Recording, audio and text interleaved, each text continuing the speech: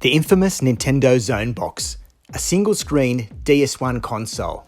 Made for display purposes by Nintendo, this console is sought after by many Nintendo collectors worldwide. However, finding one is another issue.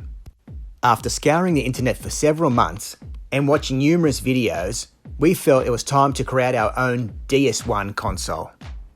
The first part of the build involves stripping down an original DS1 console to its bare minimum.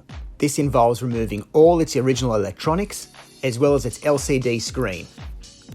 Being a single-screen console, the bottom half of the shell must be retained, and the LCD window from the upper half of the shell must also be kept and reused for the bottom half of the shell. After removing and retaining the top half of the shell, we now focus our attention on creating the bottom half of the shell to mimic the original console.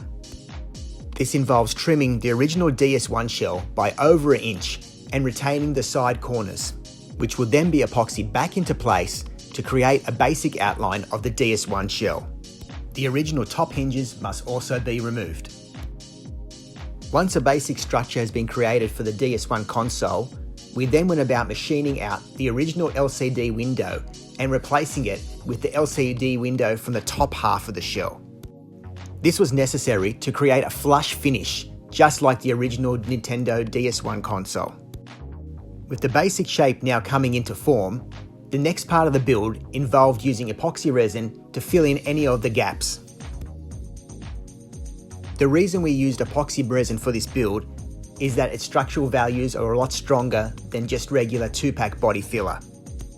Although it's more difficult to sand or machine back, this would ensure that the shell would be more rigid.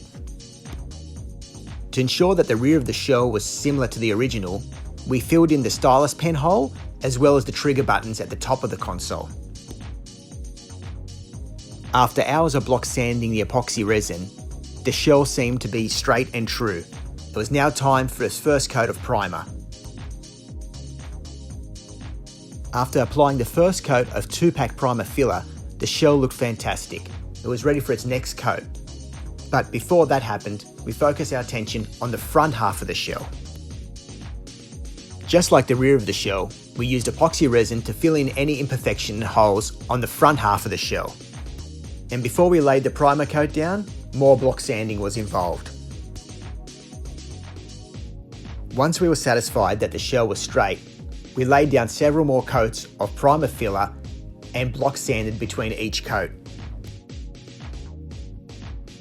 With the top and rear of the shells almost finished, we now focus our attention on creating the pivoted hinge. We now focused our attention on the faceplate that was hinged that covered the front of the shell. Upon creating the pivoted faceplate, we had a lot of doubt in our mind if this was even necessary, as most models that we came across on the internet had missing faceplates or completely broken ones. And our pure focus was creating a console which had no buttons at all and functioned purely by the LCD touchscreen, as per the demo unit created by Nintendo. After spending hours on creating the front faceplate, we stuck with our original thoughts and decided not to include it in this build. All that was left to complete this build was to apply 2 coats of pure white paint and machine the original internals, as we would be adding a power switch, speaker, and rechargeable battery, which the original console lacked. Once the 2 coats of pure white paint had dried, we then focused our attention on removing the original internals from a working DSi console.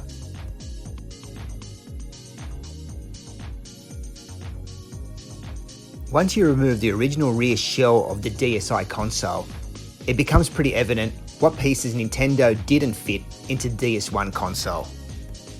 You guessed it, the directional key and power buttons. Once the original LCD was fit, we then focused our attention on adding the power button, rear speaker, and rechargeable battery. All the pieces that were removed from the original DS1 console. As a tribute to the console, and to finish off the build, we felt it was necessary to find the original software that came with the DS1 console. After a lengthy search of the internet, we managed to find volumes 16, 17 and 18 of the original demo software that came with the DS1 and in US format.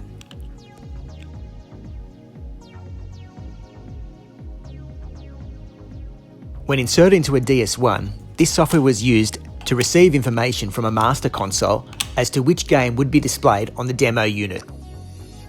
As previously discussed, we've added a few modern features to the console which was lacking on the original DS1 unit. These include rear speaker, tactile power button, rechargeable battery, and we've retained the original backlit touchscreen.